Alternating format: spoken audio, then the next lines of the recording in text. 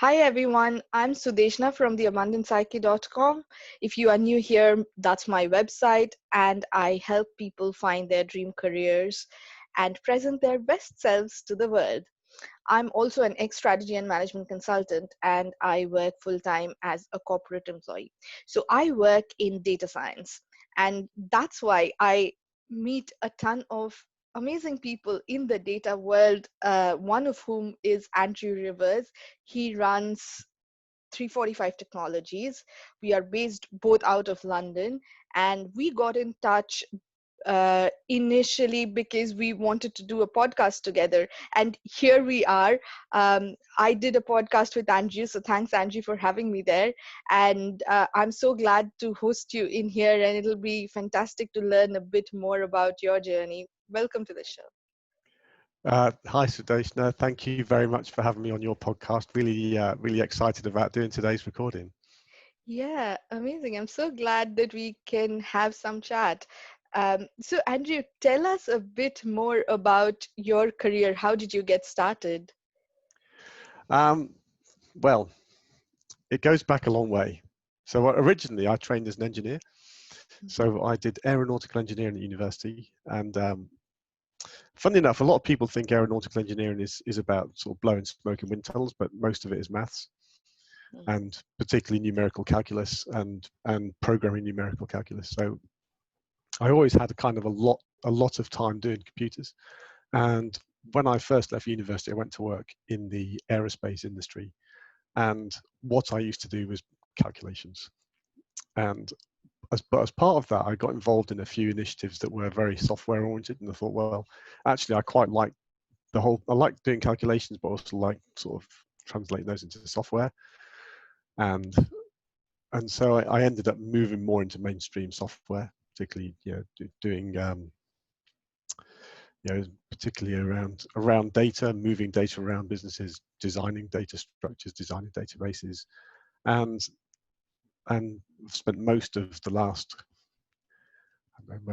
20 years consulting in that area, either working for other people or working for my own business. So yeah, particularly 5 years ago, I decided, well, let's actually start doing this on my own account, and that's when 345 was established, and myself and my colleagues in 345, we've been hanging in there ever since, and it's been an amazing roller coaster ride. Oh, So, nothing prepares you for running your own business. right. Because Just it's very before we, different from what you think. yeah, I know, as I'm figuring out. But just before we go into there, you said you were consulting for other people. So were these like proper consulting houses, or were you like you can do consulting even being an internal person to a particular So company?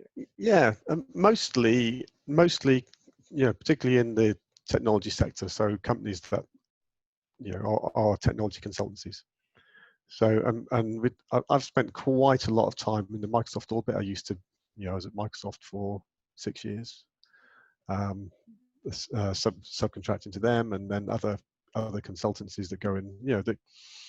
I've been in, I don't know, 50 different companies, telling them how to do software and that sort of thing. So Mm, that kind of thing, just technology consulting, but particularly around things like data, things like moving data around, and analytics, making sense of data, all that kind of stuff. right. And then you thought that, well, I'm really good at this. I've been doing this for all the big players. Let's just set up 345. And then was there anything to the name 345 or? So it's a little bit geeky. So it's because it all stems from because I wanted something that had behind it had a kind of a mathematical theme. And obviously a 3-4-5 triangle is like Pythagoras' theorem, so that's where it Mm, comes from. It comes from a 3-4-5 triangle. mm, So that's why I've got a little right angle triangle on the logo. That's what it is. right. It's Okay. Pythagoras' theorem. Okay. Never realized. But yeah, that's smart, isn't it? Okay, so tell us a bit more about what was different from what you were expecting when you jumped in to do a full-fledged business? So I suppose when you're actually, you know, when you're working for someone else, you're doing a particular role. I think, and particularly techies are, they're very often quite, quite heads down, focused on delivering work. And when you run your own business, you have to look outside the business continually, because that's where you get work. You get work from other people, you get work from other businesses. And Mm, so you can't take a sort of an introverted view of just saying, I'm good at what I do, I need to focus on doing a good job. You need to mm, actually look outside, engage with other people, and I think I kind of knew that in an abstract way. What was a surprise was just how much time you have to spend engaging with other people, being outside of business, talking to people, even if it doesn't necessarily directly lead to work. But you have to have that kind of very open and outward facing view of the world. So that was the first, and perhaps the biggest thing. The other thing is, of course, that there's a whole range of skill sets that you need to learn. That every traditional business has functions like sales, marketing, finance, operations, and effectively you need to learn all of those. So the learning curve is very steep as well, particularly if you don't have an MBA background or something like that. mm. Just the sheer amount you have to learn is is daunting, but it's also exhilarating at the same time. Yeah. Yeah, and I suppose even if you do have an MBA background, for that matter, personally, when I was a strategy consultant, I knew in theory that there are these different functions within a business, and I was solving problems for these functions. But actually taking a step back and running your own, like there's a complete shift in understanding how big things are when you are dealing with those problems, like what those problems actually amount to. So what, in your opinion, in the last 5 years has kept you the most busy? Um, that is a really, really difficult and hard working question, because because I've got a technology business. Mm, You've got I think technology moves so fast. You have to continually learn with that, but also to be good at business in any sense, it's all about how much you can learn. So the busiest thing is just, you almost have to approach learning as being a core part of your job. Just mm, learn, learn, learn, learn, learn. It's I mean, even sort of I think Mark Zuckerberg sets himself a goal of the number of books he's going to read every year. So it's something like 25 business books and 25 personal books every year. So going through a book a week. It's no coincidence that people that are in very, very senior positions learn a lot, because it's a core, it's a really core element of being successful. right. And typically, would you say you learn a lot from books, or what are your sources of learning? There are, I'm quite a visual learner, so I quite like doing a lot of learning via YouTube. Mhm. That's which things like your podcast, learning from other people's podcasts, but obviously there are more, so I do read books, and I do have audio books, and there's and I seek out other people that I can learn from and ask them questions. There isn't a single way of learning, but Mm, it's it just depends on, so every individual has their preferred methods, and so you can't tell someone else how they should learn. But i absolutely. i quite like either learning by doing or learning by watching. Yeah, that makes sense. And I'm the same in the sense of learning by doing. I am rubbish at actually watching, so I'm more of a reader. So Yeah. um, yeah, I'm weird. Like I'd look at TED Talks, and instead of listening to them, I read the transcript. So there's I feel like I Well, read that's faster faster. though. So yeah, it's faster. That's why I do it, because yeah, time, that's what we are struggling against. And actually, coming to time then, um, how do you manage your time? Because a business is a full-time job. It's a full-time job plus some more, actually, not just 40 hours a week, is it? So I think, and yeah, and this is something that particularly is really one of the things that's really important for people is to develop their own systems, and to make sure that things get done. So obviously, the most simple system is a to-do list, uh, and however, as things grow, you end up with I have like a to-do book. So but there's a reason for that, because I have a page for the stuff that needs to be done on the website, a page for the other marketing things, a page for what are the next people I need to get in touch with, etc., etc. So I just make sure that I capture things, partly, and I do that partly because I find writing things down helps them stick in my memory. Other people like to use an app for that, but I quite like having them written down. But having a system, to make sure that, so capture everything that needs to be done, and then every week I go through and I I look through everything that's on my plate, and I say, this week I'm going to do these things, and I have a list of maybe 10 things that this week I'm going to do these 10 things, because these are the most important things for this week. And overarching that, I it's another important thing, and we haven't, I suppose, stepping back a bit, is the whole planning. Can't understate how important planning is. Mm, So both personal and business.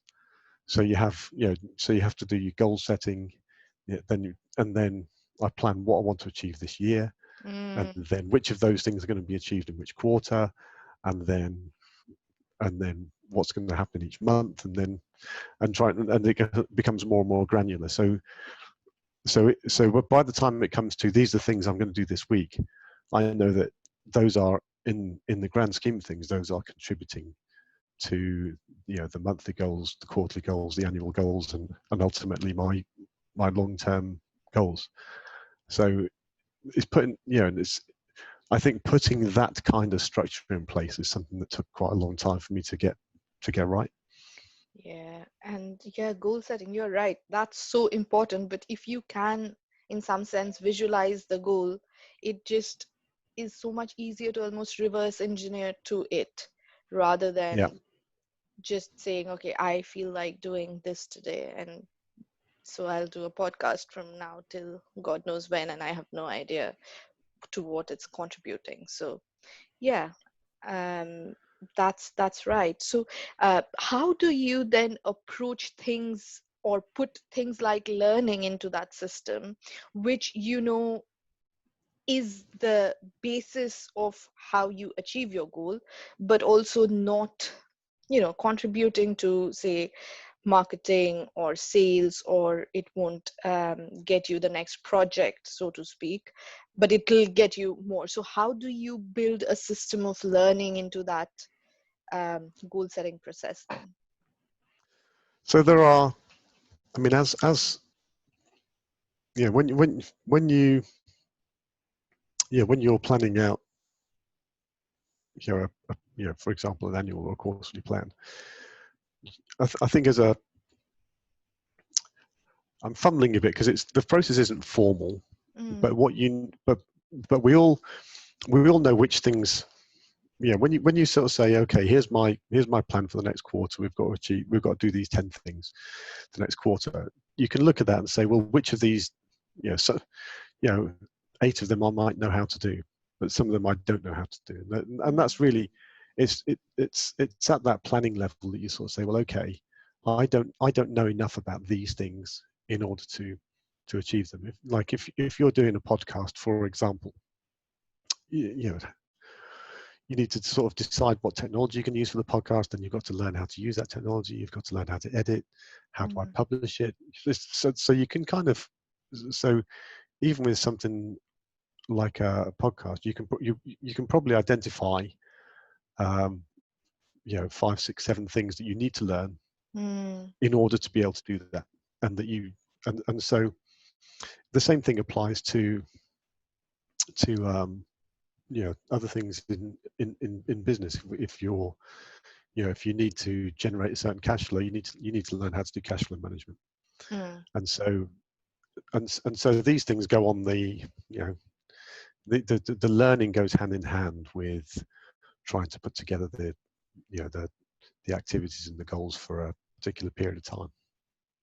right. So I guess what I'm hearing is learning as a CEO depends on all of these things. So you are learning a bit of cash flow, a bit of marketing, a bit of podcasting technology, and your core tech bit. But as a techie, if you were an employee, you are probably learning just one of the, like a part of a particular business unit rather than the whole overarching um, Yeah, business so piece. techies generally they learn tech, Mm, whereas the and I think as you go from being on the tools to being management to senior management to exec, the the skills, like you say, the skills needed are very different, and the things you need to learn are different. It's mm, because as you progress, it's things like how to set strategy, and is an important thing. How to manage, the amount you need to learn about managing people, mm, and that's probably um, that's one of the biggest ones actually. Is just because again, as you progress through business, it's all about getting other people to do work rather than you doing it mm, yourself. So mm, that's and so understanding how to communicate what to someone else what needs to be done to make sure they've got the skills to do it, to make mm, sure that they're happy, and that they're they're also achieving their personal goals, and that all that happens in a way that people are contributing to you know everyone's contributing and working in the same direction and working as a team.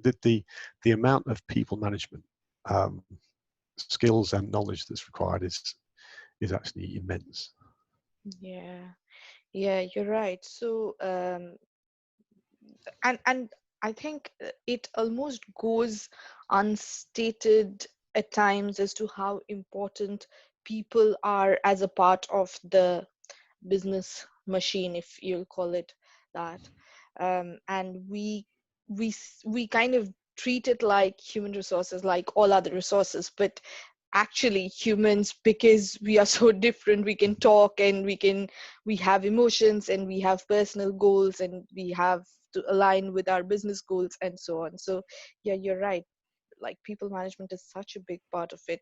In terms of learning though, is that coming from a techie and tech background, when you were learning, I think, deep tech, to learning about all of this, including people management, would you say there was one particular area that you found more difficult than the others to learn about?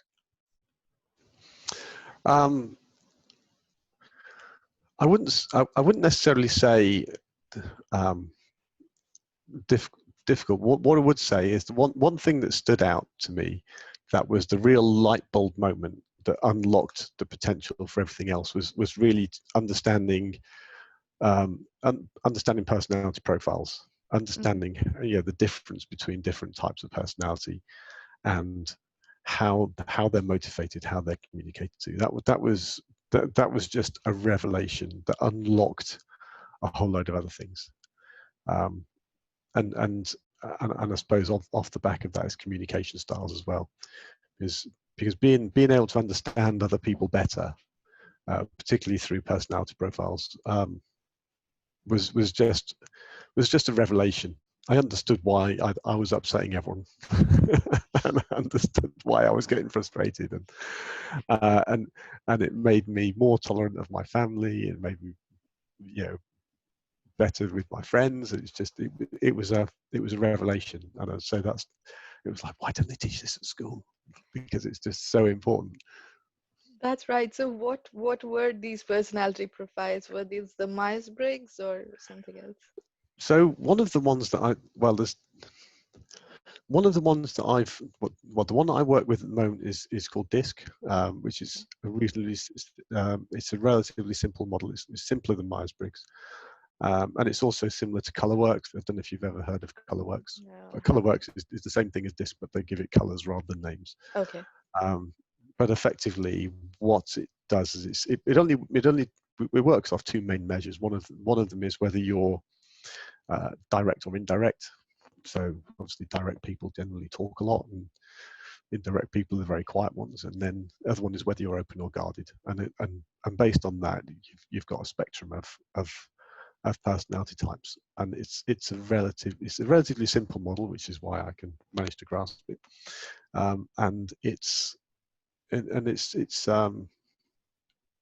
it's very applicable to be able to understand people.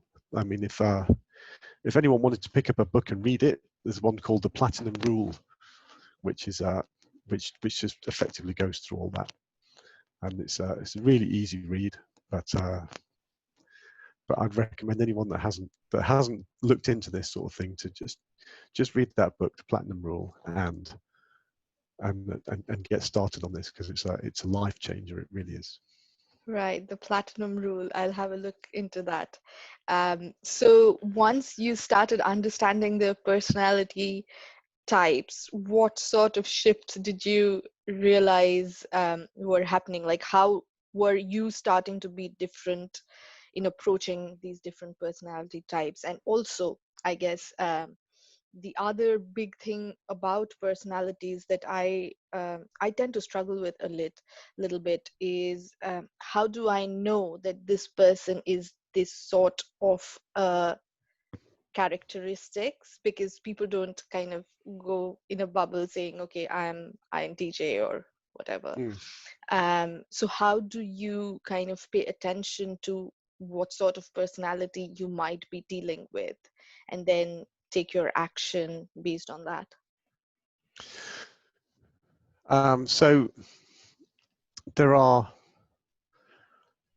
I mean, okay. So broadly within this, there's this, the Platinum Rule or the DISC system works on four main personality types, which are like a directing personality type, a kind of the socializing personality type, the supportive personality type, and analytical.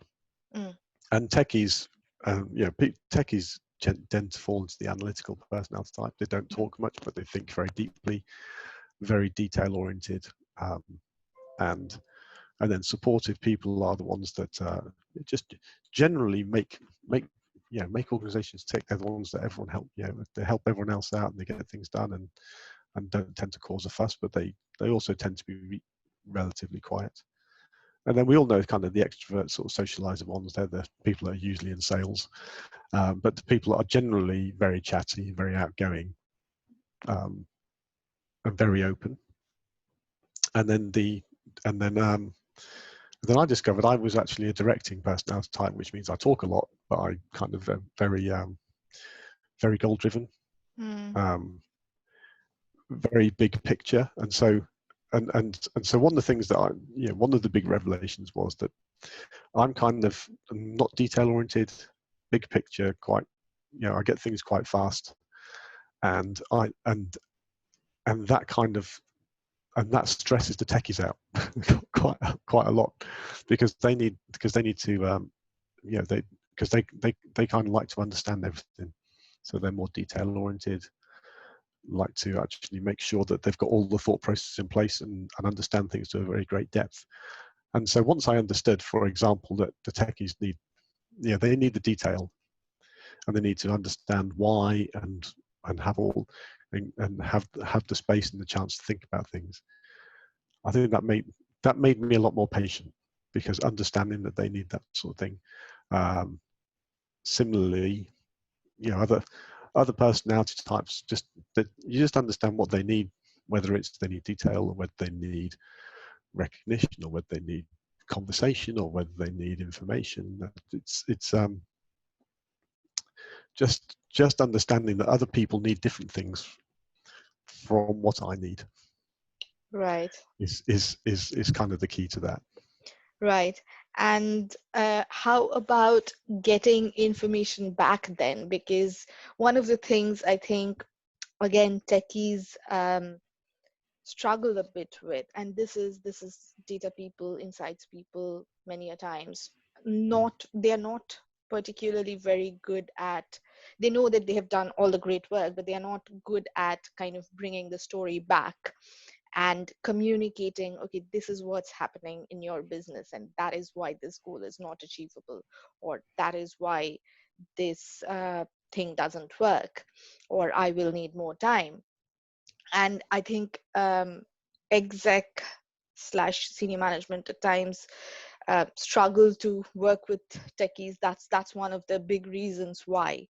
So how do you then get your techie team to speak the language that you want, or do you try to kind of flip around your thinking a bit? Um, well, I think there's a,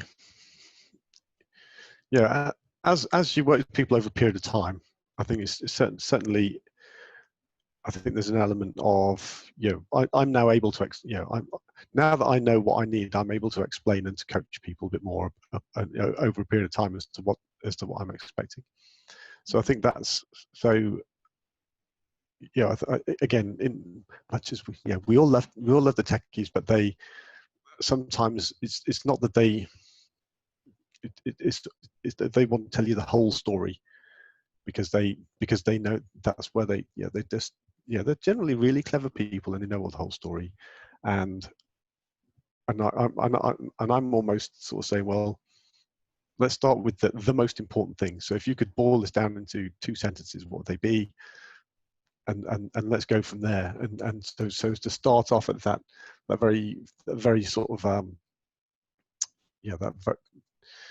the key takeaway points, and then if we need to drill into things as to why, Mm, then we can look at the information behind that. But it's just really one of the things that is that people are, you know if you're managing other people and they've got different communication styles, it's just being able to explain to them what you need as well. mm. Yeah, yeah, no, that makes sense. And I think that's really crucial to understand, how do I communicate it in 2 lines, and then 2 paragraphs, and then 2 pages, Yeah, that sort of a thing. And there's a really good book that I came across when I was in consulting called The Pyramid Principle, um, which is essentially written by a lady who I believe used to work for McKinsey. I could be wrong, but it's one of the well-known books in strategy consulting, and it just teaches you that sort of communication style. Like, you start with the pyramid. If yeah, you think of a pyramidal approach to communication, you give a bit of what you need to know, and then a bit more and a bit more and a bit more. So yeah, that's really interesting. And I suppose with techies as well, it's when you know that this line of code, if I could just solve that, it would be all done. But when you say it like that to someone who's far removed from the code, it just doesn't make any sense. You're like, okay, so why can't you fix the code? Well, then starts the story. yeah, and well, let's play. But I think what I'd also add to that, though, back onto the pyramid thing, the pyramid thing is an important thing, because that's kind of, like I say, it starts, that's how you direct the communication.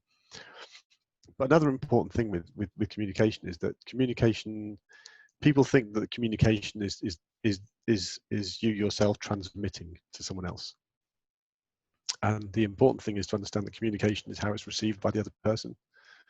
Because if you if you communicate in a way that the other person can't absorb, you Mm. haven't communicated effectively, and it's the responsibility of the person communicating to make sure that the other person can receive the message, Yeah. rather than, you know rather than thinking I've transmitted it how I want to hear it, my job is done. It's understanding that it's how the other person receives it that's the important part. And Yeah. That's and that and that's that's kind of, and that's the universal rule. that's right. And yeah, if the listener hasn't understood, you as a communicator have not done the job. So Yeah, it's not their job to go figure it out. It's your job to explain better. yeah. That's so powerful. And I love that. Um, okay, about 345 technologies then. Um, what is it that you do that was different from, like, how have you seen your business grow from, year 0 to year 5 now? Oh, so I mean, I think what I mean when when we started, we were just we it started off as being a company of just good techies that knew what we were doing, um, but without necessarily being able to communicate that or to put that as a proposition to sort of say, well, this is to explain. Again, it's part. Again, marketing and that sort of thing is also about communicating and being able to explain to people.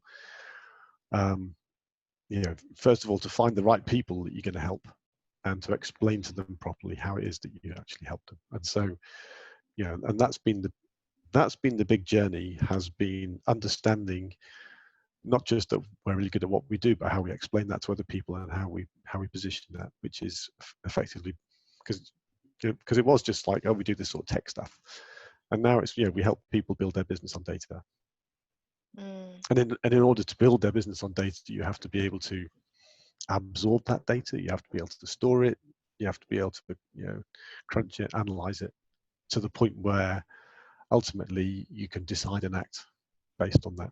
And unless you're doing something, unless you're actually doing something that results in better actions, better decisions, it's until that point, it's just all activity. yeah. So that's the way we sort of, so we have a, so we have a way that we look at that now to make sure that we can receive the data, we can store it, categorize it, cleanse it, analyze and predict, decide and act, and we just have a model that that runs in that way. And I think that's the big difference, because we no longer talk about technology. Mm, We talk about you know you know we talk about what ways do you want to transform your business using data, mm, yeah. and what is it you want to achieve. Do you want better quality? Do you want to change do you want faster cycle times? Do you want to have more understanding? And do you want to what are the things you want to achieve? And that and those are, we don't actually talk about tech anymore Mm, in the grand scheme of things. We talk about we talk about what people want to achieve with data, yeah. um, and and then work back from there. And I think that's the big change. That's the big sort of revelation in the business, is just understanding how we talk to people about what they want, Yeah. and what they want to achieve. And the tech is like the tools in your toolbox. Yeah. Because once you know what the problem is you want to fix, Mm, you say, okay, what tools do I want to use for that? But we don't lead with the tools that, because it used to be like, here's the tools in my toolbox. Right, yeah. what's the problem? What's Exactly, exactly. A hammer is not superior to a screwdriver, Yeah, and it's like, something like your knowledge in Python is, while it's very, very important, is not superior to someone's knowledge in another technology, for example. it's just And that what's exactly. appropriate for this task in hand. What is it you want to achieve?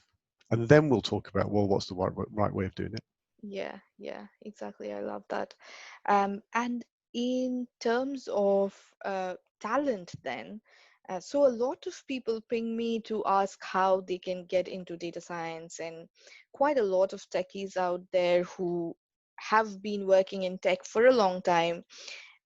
Now they think, well, one is that data science is a growing field, but also the other thing, I suppose, is some of the tech they used to work with is becoming more and more obsolete.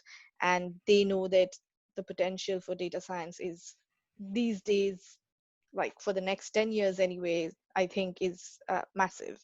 Yeah. So they want to be getting into data science. And the first question they ask is, okay, so what tool should I be learning? Is it Python? Is it TensorFlow? Is it Kubernetes or something like that? So what would your answer typically be to someone like that? So, and I think partly this.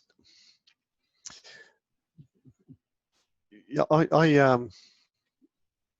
one of the first people I worked for when I went mainstream into software always said to me, he says the most important thing is that you learn the business first and the software second, Mm, because then you know that you're doing that if you're building some software, you're building the right thing. And the same thing applies to data science. I think that that you need to learn, understanding how to learn how to what the business problems are, what the problems are it's important that you want to solve, and whether an answer looks sensible is so important compared to I've learned this tool or that tool or the other tool, because because understanding is more important than this skill or the other, because um, but the but also I think aptitude and attitude are very important, because like you say, technical skills, technologies become obsolete, new ones come along. Um, and you can teach hard skills, you can't teach attitude. So I'd rather employ someone that was motivated and willing to learn and to mm, learn new things every day than I would, that sort of person is much more important in my business than someone that has all the right skills but thinks they know it all and doesn't want to learn. mm. So that if you could advise people, it'd be to sort of say, well, okay, you know, technology changes. If you've got a thirst for learning new things, you'll be okay, because you can always learn. You can always learn things. Whereas if you learn Python, yeah, so what? You learn Python. Yeah, what do you It's do with Python? Yeah, yeah, exactly. And I couldn't agree more. Like you and I have had this discussion about how important domain knowledge is, and I say when people ask me what tool do you want to learn, I say extremely counterintuitive, but you go learn the business first, and yeah, from there you figure out what the business needs. And of course, Python or Keras or TensorFlow or all these shiny new things are um, extremely valuable, don't, but without the right context, if you don't have the business, what do you do with Python? Like, for example, people come to me all the time, the recruiters come to me all the time, and they talk to me about this amazing machine learning person who's running deep neural nets, and I'm like, but what do I do with them? Like, I don't need yeah, someone to run deep neural nets for my business, so why are you telling me all of this? And then sending me 5 CVs, that's not going to help your business, that's not going to help my business, that's not even going to help the data scientist that you are kind of trying to help out. So do you have any tips on how people can kind of shift their thinking from um, more tech or product focused?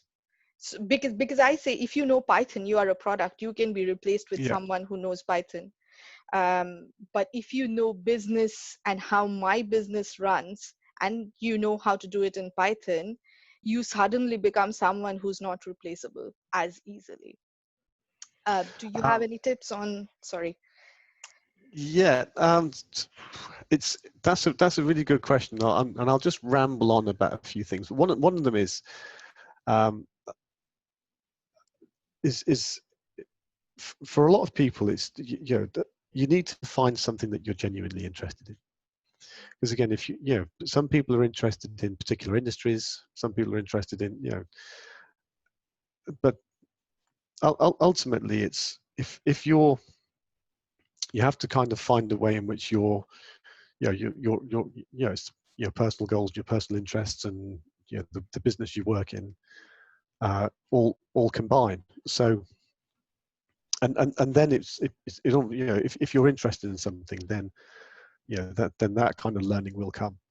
But there's no point in. So for example, um, I mean, let's say, yeah, so a lot of people want to go into finance just because they think there's a lot of money in finance.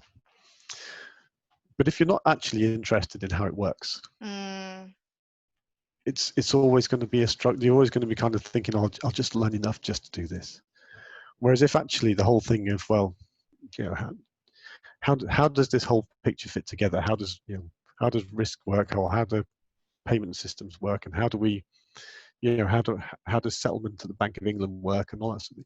If you just understand, if you're interested in how the whole thing works, then then people, you will naturally, it's almost like you will naturally become a valuable person, because you're interested in it, you learn more, and by learning more, you become more valuable. Whereas if you're not really interested, you'll just learn enough.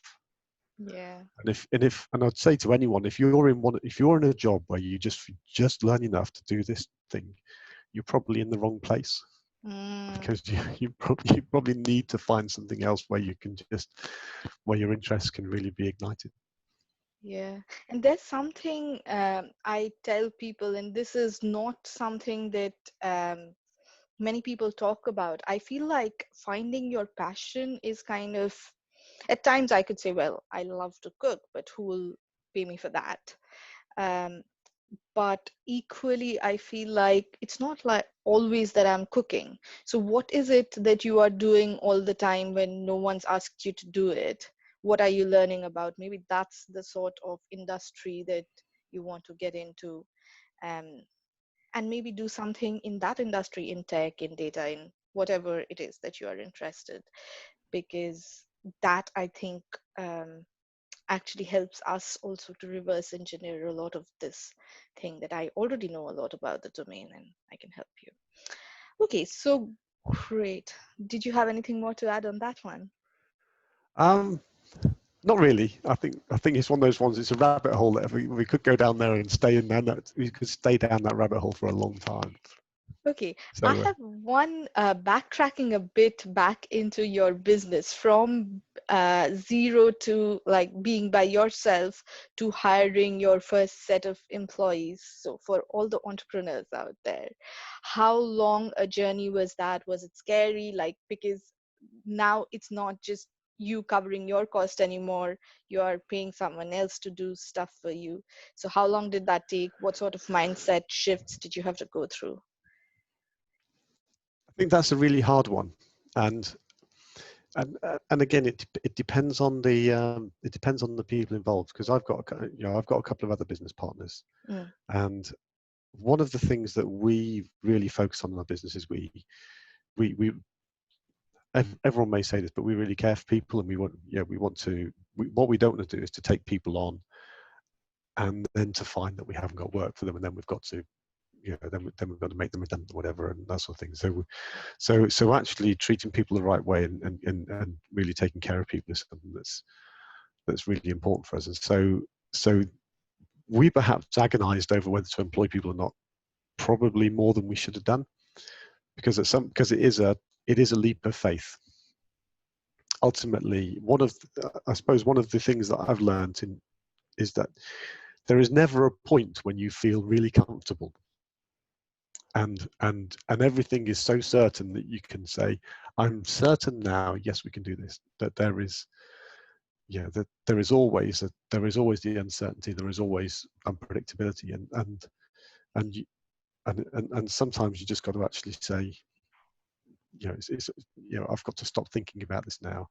I've got to stop agonizing. I need to make a decision, and go with that. So that was one thing that was hard, was actually saying, okay, the time is now right to employ people. The other thing is, and this is an important kind of mindset thing to learn, is that, is this work, what is business owners work, and what is workers work. So Um, so you need to everything that happens in the business, you almost need to say, does this require me as the owner to do it, or can it be done by someone else that's working in the business, or or be outsourced? So can I get my accountants to do my bookkeeping? Of course I Mm, can. That's perhaps the easiest one. But yeah, so you need to concentrate on the things that are owners' work as opposed to workers' work. And then the other thing is always to just to understand that who's the best person for this. Um, so, for example, I'm interested in marketing and I quite enjoy it, but I'm not a marketing expert. mm, So, get someone that is better than you at doing that role. And mm, that's the other thing, is understanding that you need to you're you're not the best at doing everything. So you need to get people that are better than you at doing all those other roles, whether that be full time, part time, outsourced, whatever it is.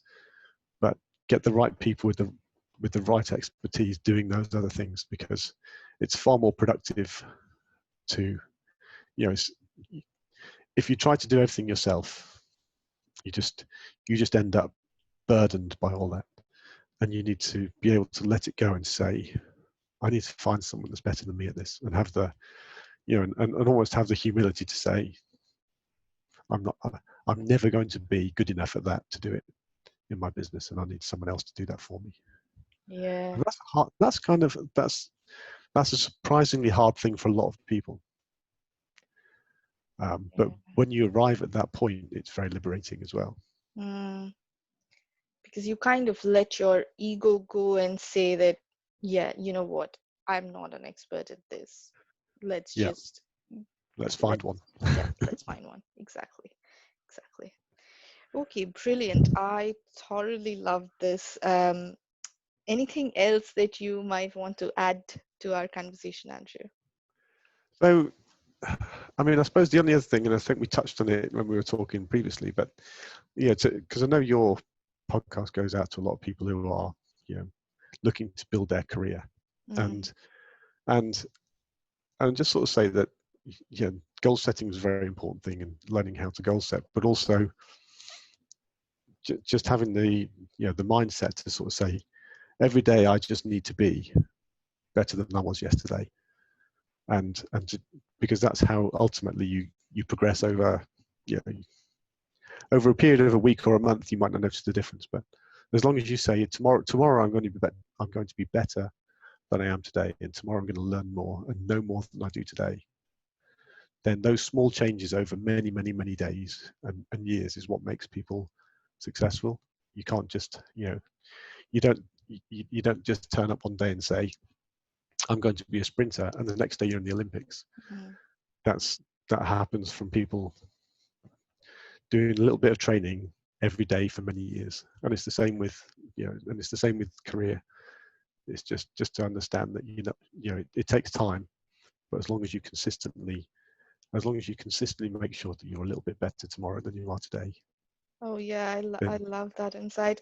I remember on the back of that an ad that I saw, I think from one of the UK banks. If only people knew how many nights it takes to be an overnight success.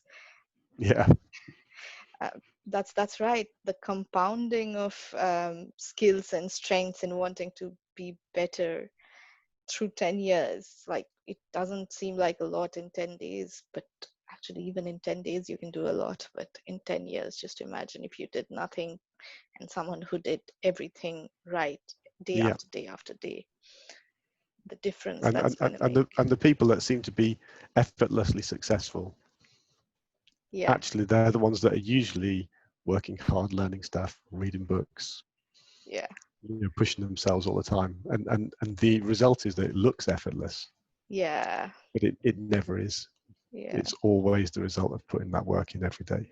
Yeah, yeah. Oh my God. Yeah, exactly that. And I love this amazing piece of insight. And interestingly, and I didn't even realize that this is going to happen. I think towards the beginning of July, we are doing a goal setting or motivation sort of webinar. But anyway, if anyone finds it useful, whenever it's ready, I'll put a link down below in the description box for you to join if you're interested. But amazing. And Andrew, in case people want to get in touch, want to know more about 345 Technologies, where can they find you? So you can find me on LinkedIn. Funnily enough, there aren't many Andrew Riverses, but I'm sort of linked. I think it's LinkedIn Andrew Rivers, and also the website is 345.technology. So Yeah, and you can get in touch from there. So always, always love to hear from other, from other people, and you know, share experiences and that sort of thing. So if anyone wants to get in touch, you're more than welcome. brilliant. Lovely to have you on, Andrew. I have just enjoyed this so much. Thank you so much, and I'll speak soon. Okay, thanks, Sudeshna. Speak soon. Okay.